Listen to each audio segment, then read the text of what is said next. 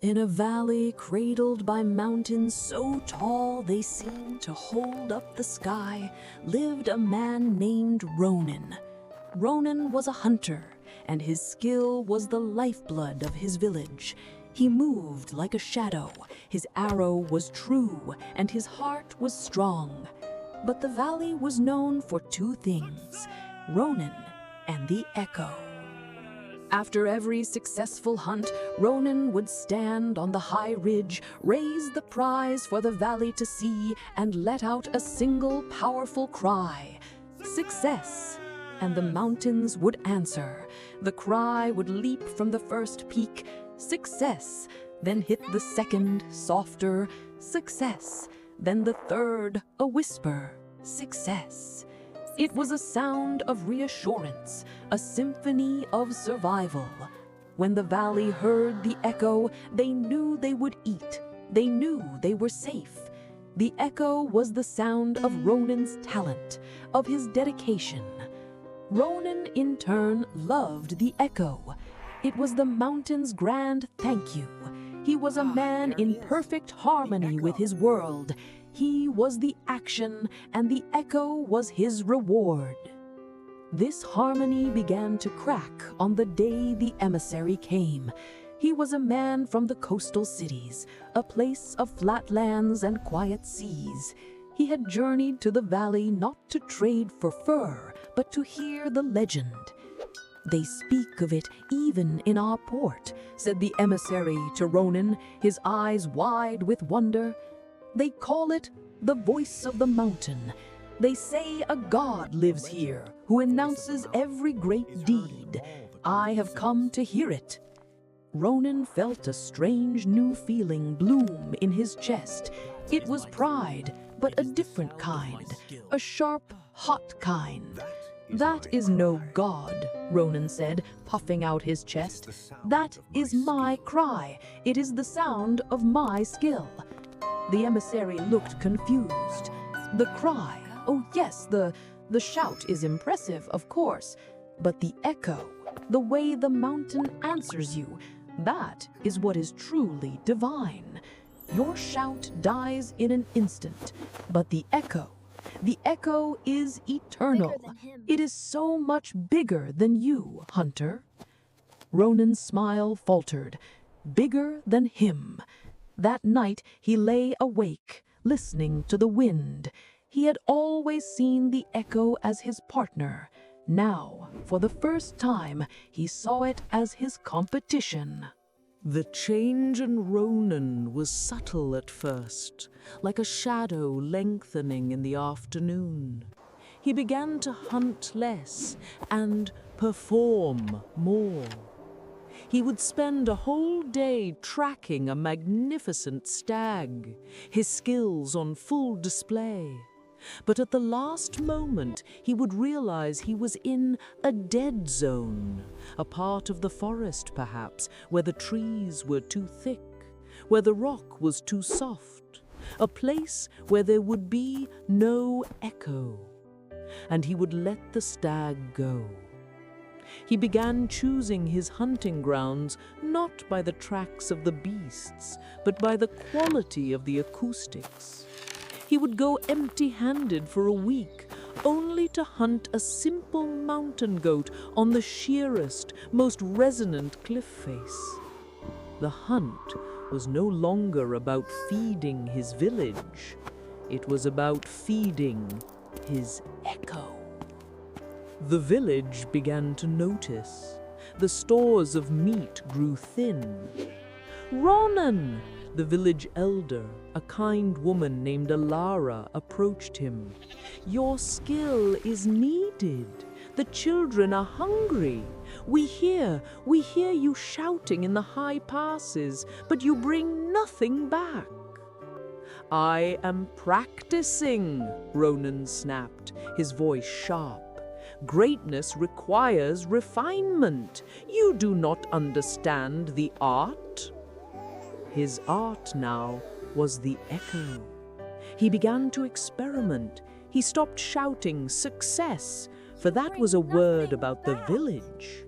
He began to shout his own name, "Ronan!" You do not understand And the art. mountains I replied, am practicing. "Ronan, Ronan, You do not understand the Ronan." art.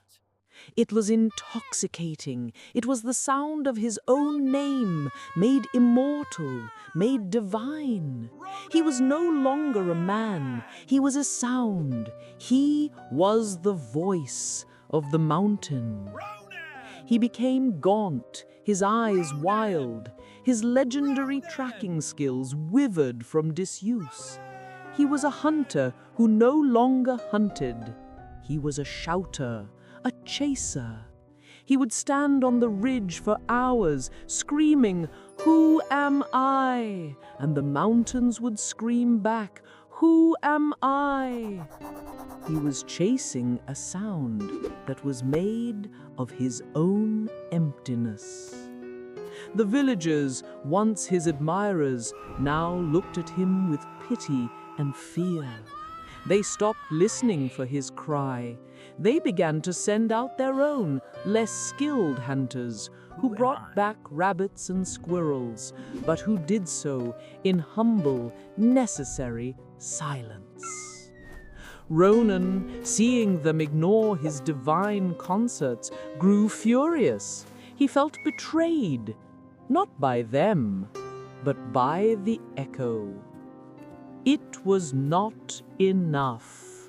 It was just sound. He needed more. The obsession festered. Ronan's mind, starved of true purpose and fed only on the thin gruel of his own voice, began to fracture. He came to believe the echo was a separate being, a sentient spirit, a mountain god that was his audience, his judge, and his ultimate purpose. He began to crave not just its repetition, but its approval. Ronan, He climbed to the highest, most dangerous peak, a place known as the Anvil, where the winds were fierce and the echo was said to be the clearest. He stood at the edge of a chasm, the valley thousands of feet below. "Tell me," he screamed, his voice raw, "am I not the greatest hunter this land has ever known?" The anvil replied, its voice crisp and cold. It knows. "Ever known?" Ronan pumped his fist. "Yes! Yes! See? It knows." He felt a surge of validation. He yelled again, "Do you love me?" The echo replied, "Love me? I am your master. Your master. I am a god. A god." He laughed, a wild, thin sound. He was in conversation with the divine, and it was agreeing with him. He was affirmed. He was everything. For weeks, this was his life. He would go to the anvil, his only companion, and have these insane, validating conversations. He was feeding his ego with its own tail. The breaking point came with the first snow. He had not hunted in a month. His body was weak, his clothes in tatters. The village was preparing for winter, and he had contributed nothing. A deep, cold kernel of self-hatred, a feeling he had not allowed himself to feel in years, finally bloomed in his chest. He looked at his shaking, empty hands. He climbed to the anvil one last time. The air was bitingly cold. He stood at the precipice, and in a moment of terrible, quiet clarity, he whispered, his voice cracking, I have failed them." He waited. He didn't even know why. And the echo, the divine being, his master, his God, whispered back with perfect, cold, uncaring clarity, "Failed them." He yelled, desperate to undo it, "No! I am a success!" a success. He fell to his knees, the tears freezing on his face. I'm a fool. A fool. I am have failed. nothing. Nothing. The truth was devastating. The echo was not a god. It was not a spirit. It was not a judge. No! It was a mirror. A hollow, empty, meaningless mirror No. that would reflect I am a whatever he success. shouted at it, whether it was his arrogance or his despair. It had no mind, no love, no approval. It was just air. I'm a fool. His entire life, his I'm a entire fool. identity had been built on a conversation with himself, and he had just told himself fool. he was nothing. I am The echo, his greatest love, nothing. had betrayed him simply by being what it always was. Ronan, the great hunter, the voice of the mountain, let out a soundless scream and collapsed in the snow. He did not die on the mountain. Elara, the village elder, had sent 2 young hunters to find him. The great They lie. found him half frozen, muttering about the great lie, and dragged him back. He recovered his strength, but his spirit was gone. He was a man without an echo. He was, as he had proclaimed, nothing. The sound of his own voice now disgusted him. The slightest echo off a water barrel would make him flinch. He had to escape. He remembered a legend, a place beyond the ring of mountains, a valley so deep, so ancient, and filled with such strange soft mosses in trees that it was known as the Silent Valley, a place where, it was said, a man's voice died the instant it left his lips, a place with no echo. He left in the dead of night without a word. He traveled for weeks over the mountains into the unknown. He found it. He stood at the entrance. It was a jungle of velvet. Every surface, the trees, the rocks, the ground, was covered in a moss so thick and green it seemed to drink the very light. He stepped in. He clapped his hands. The sound was a dull, flat thump, as if he had clapped 2 pillows together. He whispered, "Hello?" The sound died at his lips. He shouted, "Ronan!" The sound was instantly smothered, absorbed by the moss. There was no echo, none. At first, he felt an overwhelming wave of relief. He was free. He had escaped the mirror. He walked for a day in this profound, perfect silence. But then the relief curdled. The silence was absolute. It was the same silence of the anvil after the echo. It was the silence of nothing. He had run from his own emptiness, only to find a place that personified it. Without his echo, who was he? He was just a man walking. He was just an action. There was no announcement, no validation, no proof he even existed. The silence became as terrifying as the echo had been. He stumbled into a clearing, his mind reeling, and saw a sight that stopped him. By a pool of water, so still it looked like a sheet of black glass, sat a very old hermit. The man was so still, he seemed to be a part of the mossy landscape. Ronan, desperate for another human presence, ran to him. "Thank the gods! Old man, you must leave this place. It's a tomb. It's empty. There is no sound." The hermit child. looked up, It's all right. his eyes calm and ancient. He did not speak. It's empty. He simply smiled, a gentle smile.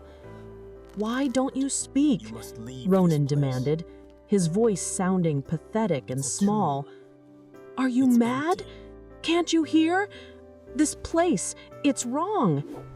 The hermit slowly, deliberately, picked up a small, smooth, white stone from the edge of the pool. He held it up for Ronan to see. Then, with a simple, quiet flick of his wrist, he tossed it into the center of the black pool. The stone made a tiny, almost inaudible plop as it entered the water and sank instantly. But from that single, tiny event, great, perfect, concentric ripples began to spread. They moved silently outwards across the entire surface of the pool until they touched every shore. The hermit looked at Ronan. He pointed first to the white stone, now gone. Then he pointed to Ronan's own chest. Ronan stared, uncomprehending. What? The stone? I am the stone? The hermit nodded. Then the hermit pointed to the spreading silent ripples, and he waved his hand, a gesture of dismissal, as if to say, This is nothing, just air, just water. Ronan watched the last ripple fade against the mossy bank, and he understood. He was the stone, the hunt, the action, the deed. That was the real thing. It had weight. It had purpose. It was what mattered. The echo, the ripples, that was just a consequence. It was just empty, fading water. It was not the event. It was just the noise the event made. He had spent his whole life chasing the ripples and had forgotten how to be the stone. Ronan did not speak again for a year. He stayed with the hermit in the silent valley. He did not need to. He learned to be the stone. He began to hunt again, not for praise, but for food. He learned to move through the mossy forest without a sound. His old skills, rusty from disuse, returned, but they were different. They were not proud. They were not loud. They were quiet, efficient, and humble. He learned to track the way the hermit listened by noticing the smallest, most silent signs. He had become a master, not of shouting, but of listening. He had become a hunter again. One day, he knew it was time. He bowed to the hermit. The hermit nodded and placed a single, smooth white stone in his palm. Ronan closed his hand around it and left. He returned to his valley. It had been a harsh winter. The young hunters were trying, but they were inexperienced. The village was hungry. And worse, a great, scarred bear, driven by desperation, had claimed the high passes, menacing the travelers. No one dared face it. The villagers saw Ronan return. He was no longer the wild-eyed, gaunt shouter. He was thin, yes, but his eyes were calm and clear. He carried a new bow, and the white stone from the hermit was tied around his neck. He did not speak. He did not greet them. He simply looked at the elder, Ilara, and she pointed to the mountain. Ronan nodded and began to walk. He tracked the great bear for 2 days. He moved like the moss of the silent valley. He made no sound. He felt no pride. He felt no fear. He felt only purpose. He was the stone, waiting to be thrown. He found the bear. It was a magnificent, terrifying creature. In his old life, he would have shouted, to make the moment grand, to summon his echo. Now, he simply drew his bow. He took a single, calm breath. He released the arrow. It was a perfect, silent, lethal shot. The great bear fell. He stood for a long moment, not in triumph, but in quiet respect for the life he had taken. He did not shout. There was no cry. There was no, "Ronan! Ronan!" Ronan. There was only the sound of the wind. He returned to the village, dragging the massive prize behind him. The people ran out, their faces filled with astonishment and joy. They gathered around him, looking at the bear, then at him. They were waiting. They were waiting for the cry, for the grand announcement, for the sound that had always told them they were safe. Ronan looked at their expectant faces. He looked at Alara. He looked at the children. He did not shout. He simply drew his skinning knife, knelt beside the bear, and began the hard, quiet work of preparing the meat. A confused silence fell over the crowd, and then Alara, the elder, smiled. She knelt beside him and began to help. A moment later, another hunter knelt, then a mother, then a child. There was no victorious echo. Instead, a new sound rose from the valley, the sound of knives on stone, the sound of people working together, the quiet, grateful whispers of thank you, the sound of a child laughing, knowing they would eat. Ronan paused, his hands bloody, the white stone resting on his chest. He closed his eyes. This was the true echo. Not the hollow sound of a name bouncing off a rock, but the living, breathing ripple of an action moving through a community. He was the stone, and this was the love. He had finally come home. We all have a valley, and we all have an echo. We call it our reputation, our personal brand, our likes, our follows, our fame. We become obsessed with the sound of our lives, and we forget to live them. We chase the ripples and forget we are the stone. The echo is hollow. It will only ever tell you what you want to hear or what you fear to hear. It is a conversation with yourself. True purpose is silent. It is the stone dropping into the water. It is the hunt. It is the work. It is the action. Your value is not in the noise you make, but in the impact you have. What echo are you chasing? And what quiet, vital work are you ignoring while you do? If this story helped you find your own silent center, help our community grow. Subscribe to Mindbloom Animation for more stories that listen past the noise and help us all to find our true selves.